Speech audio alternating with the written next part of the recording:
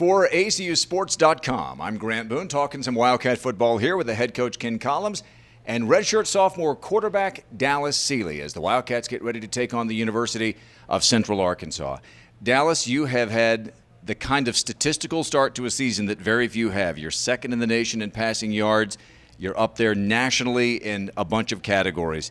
I know the category you're most concerned about is the wins and losses. Tell me what that's like when you go through a stretch where some numbers are really good, but the team as a whole isn't getting a lot of wins.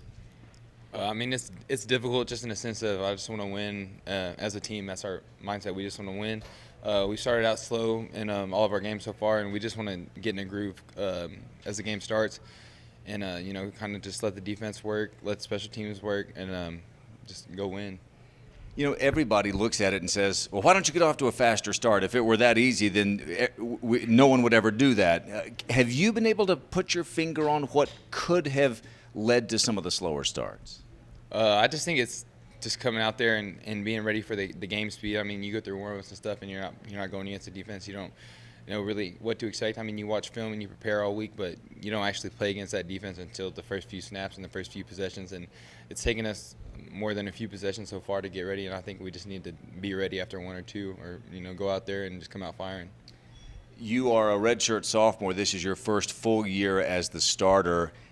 Have you struggled at times, or do you feel like you're in a good place as it relates to leadership of the team? You've got some guys around you who are seniors and some upperclassmen. How has that transition been, moving from a guy who's second string into a leadership role? I've struggled with it. I'll be the first to tell you. I've never been a vocal leader, and the coaches and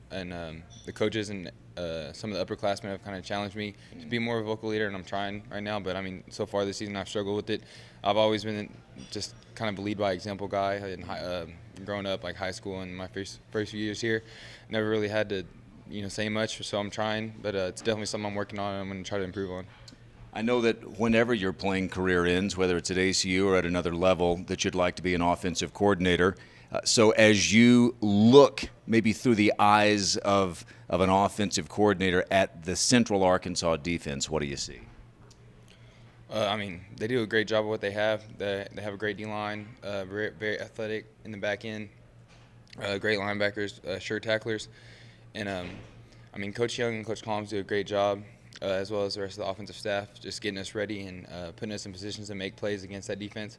We're ready to just get out there and go at them. Well, let's talk to your coach here. They say, Coach, admitting it's half the problem. He just said that it has at times been a struggle. When a guy's honest like that, you got a shot to do something with a guy, don't you? Sure. What you see with Dallas Sealey is what you get. And, he doesn't pose, he doesn't pretend. And when he doesn't understand something or doesn't agree, he's going to tell you, and which is good. That's the bottom line in communicating with people. I've found that the most important part of a relationship between a coach and his quarterback is trust. That we have to trust what he feels, what he likes. If he doesn't like something, he needs to go, Coach, I don't like this, and this is why.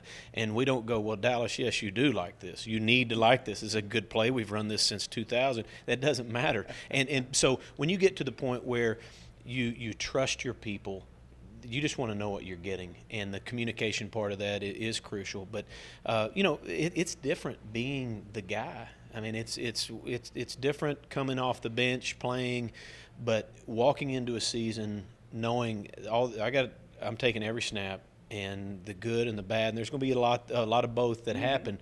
It's on you to help make things right. And quarterbacks across the country have a lot of pressure on them, and Dallas is no different. And I think he's handling it well, and he's still learning the art of the position, because there's a whole lot to it.